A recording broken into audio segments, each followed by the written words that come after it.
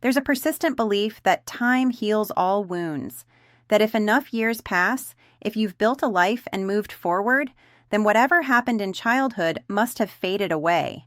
People think trauma is something you either carry visibly or have completely overcome, but the truth is more complex.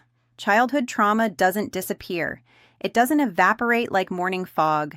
Instead, it evolves, it transforms, it weaves itself into who you become, shaping your perceptions, your reactions, your relationships, often in ways so subtle you don't recognize them. When you're a child and something traumatic occurs, your brain does something extraordinary. It protects you. Your nervous system creates strategies specifically designed to keep you safe. If your home was unpredictable, you developed hypervigilance, learning to read every mood shift. If love was conditional, you learned to constantly prove your worth. If showing emotion met with anger, you learned to become invisible. These weren't deliberate choices. These were survival mechanisms that emerged instinctively, and they worked. They got you through. They kept you as safe as possible in circumstances that weren't safe. But those survival mechanisms don't switch off when circumstances change. They become integrated into your operating system. They become the lens through which you perceive the world, the filter through which you process every relationship, every uncertainty. That hypervigilance you developed? As an adult, it manifests as chronic anxiety. You're always waiting for the other shoe to drop. Even when life is good, you can't fully relax because your nervous system still scans constantly for threats, even when you're objectively safe. That performance-based self-worth you learned, it evolves into perfectionism, into a relentless inner voice telling you you're only as valuable as your last accomplishment. You're still trying to earn what should have been given unconditionally. That disappearing act you mastered, it becomes chronic people-pleasing, an inability to set boundaries or say no, making yourself smaller so others can be comfortable. You're still unconsciously avoiding a punishment that's no longer coming. This is trauma's evolution. You're not damaged. You adapted brilliantly to survive, and those adaptations continue operating long after they've outlived their usefulness. The evolution shows up powerfully in relationships. If you grew up with inconsistent caregiving, you might find yourself caught in anxious attachment, constantly seeking reassurance, convinced abandonment is inevitable. Every unreturned text becomes evidence. Every moment of distance feels like the beginning of the end. Or maybe you developed avoidant attachment. You pride yourself on not needing anyone. You keep people at calculated distance. You leave relationships right when real intimacy becomes possible. You've convinced yourself independence equals strength, but underneath, it's protection. For many, it's both. The simultaneous need for connection and terror of intimacy. The longing to be seen alongside the compulsion to hide. These aren't character flaws. They're the legacy of learning that closeness wasn't consistently safe. Childhood trauma evolves in your relationship with yourself, too. Your inner voice often sounds like the criticism you heard growing up. Relentless, unforgiving, noticing every flaw. You might think that harsh voice motivates you, but really it's internalized. You learn to criticize yourself preemptively. This is how trauma moves from external to internal. You no longer need anyone else to make you feel inadequate. You've taken on that job yourself. Your body remembers everything your mind tries to forget. You might not have clear memories, but your body kept score. That tightness in your chest when someone raises their voice, your body remembering. That nausea before confrontation, your body remembering.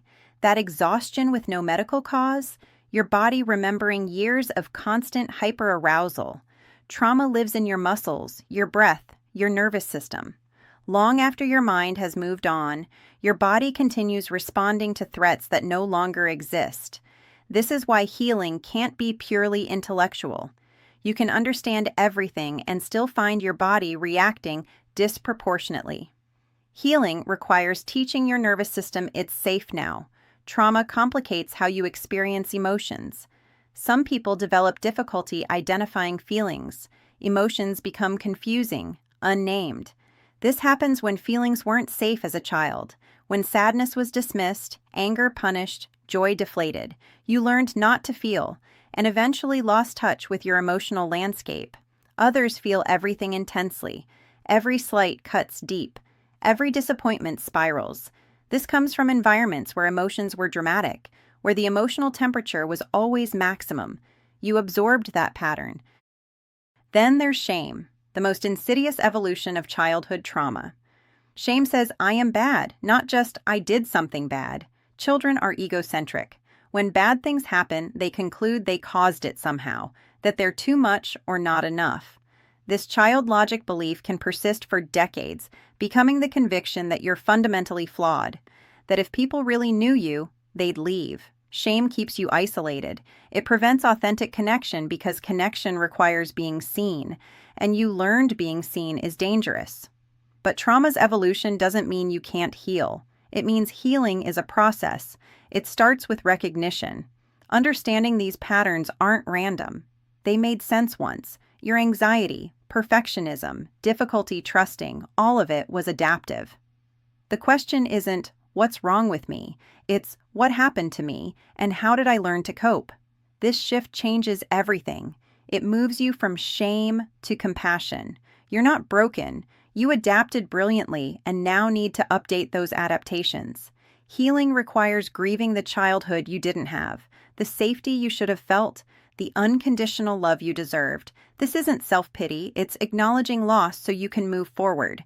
And healing requires learning new patterns. Your nervous system needs new experiences. Your body needs to learn not everyone is a threat. That vulnerability can be safe. That rest is possible. This takes time. You're rewiring a nervous system that spent years learning specific survival patterns. You're building new neural pathways. Sometimes this means therapy. Sometimes somatic work, things that help your body release what your mind can't process. Sometimes relationships with consistently safe people who show you a different way. Healing doesn't mean becoming someone else. It means becoming more fully yourself, reclaiming parts you had to suppress to survive. You don't stop being sensitive, but you learn to see sensitivity as information rather than weakness. You don't stop being strong, but you learn you can also be vulnerable without losing yourself. Childhood trauma evolves, but so do you. You're not static. The patterns formed in response to early experiences can be changed, softened, updated.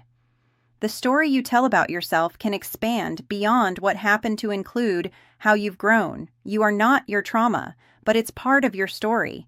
Understanding how it evolved, how it shaped you, gives you power, not to erase it, but to choose how you respond now. The child you were did their best with what they had. The adult you are can do what that child couldn't. You can seek help, create safety, choose differently, heal. Childhood trauma doesn't disappear, but neither does your capacity for growth, for change, for creating a life that feels different from where you started. The evolution trauma set in motion doesn't have to be the only evolution happening. You can evolve too. And that evolution, the one you choose consciously, the one you work toward deliberately, that's yours to shape.